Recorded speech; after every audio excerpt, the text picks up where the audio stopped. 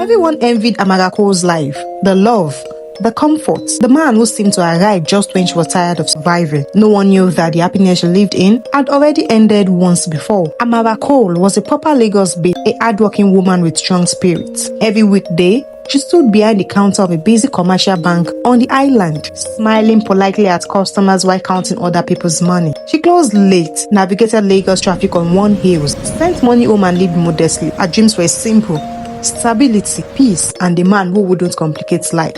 Then Daniel entered. Daniel didn't just love Amara, he elevated her life. Shopping sprees where price tags didn't matter, vacations outside Nigeria, Paris, Dubai, Milan, name it. Experiences she never imagined, yet she embraced them all. Why are you doing all those for me?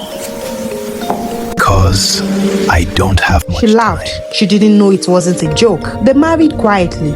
5 years passed. Every Sunday evening, without fail, Daniel took his family out for dinner, restaurants, soft music, rituals. Amara was pregnant with her second child. Life felt complete.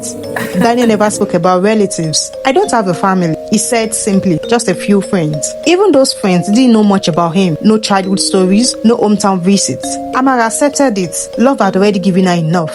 One cool Sunday evening, they went to dinner as usual. The restaurant was calm. Daniel disappeared briefly to pick something, and the woman froze, staring at him as if she had seen a ghost. No, she whispered trembling. Amara, shocked, smiled politely. I don't understand what you mean. The woman stepped closer. Madam, he died. I attended his burial. Madam, he died. I attended his burial. Amara laughed nervously. She didn't believe her. But when she turned, Daniel was gone. No footsteps, no explanation. Panic-stricken, she rushed home with her son, searching the apartment. On the table, she found a letter. Her hands shook as she opened it.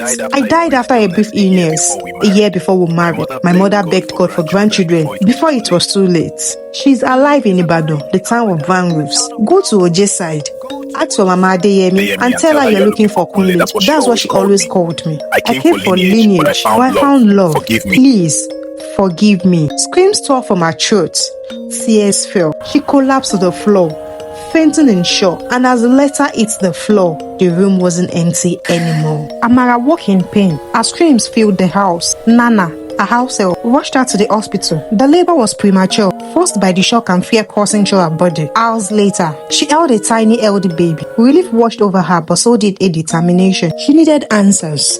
Still trembling, Amara began searching for Daniel's mother in Ibadan. The letter had given her everything she needed. She traveled with her newborn and her first child, clutching both like anchors against the uncertainty ahead. The city welcomed her with red earth and familiar heat of Ibadan. Rows of brown roofs stretched endlessly. Following the directions from the letter, she finally reached a small compound in Oje's side. The door opened slowly. Amara, shaking, said, "I'm looking for Kunle, Daniel Adeyemi." The woman's hands shook and tears streamed down her face. "He came back," she whispered immediately. "I saw him in my dreams, and I knew you would come with your children." God answered my prayer. Daniel's mother told her everything. Her son had died suddenly after a brief illness. She prayed for grandchildren, for his lineage to continue. Through divine intervention, he returned, just long enough to fulfill her wish. She had never expected him to fall in love in the process. You were the gift he never imagined. And he cherished every moment with you, Amara. The mother led Amara to Daniel's grave.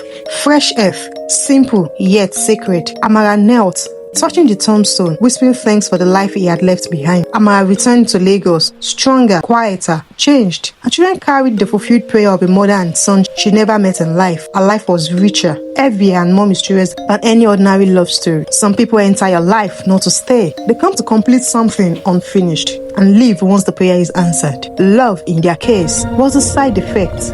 Lineage was the mission.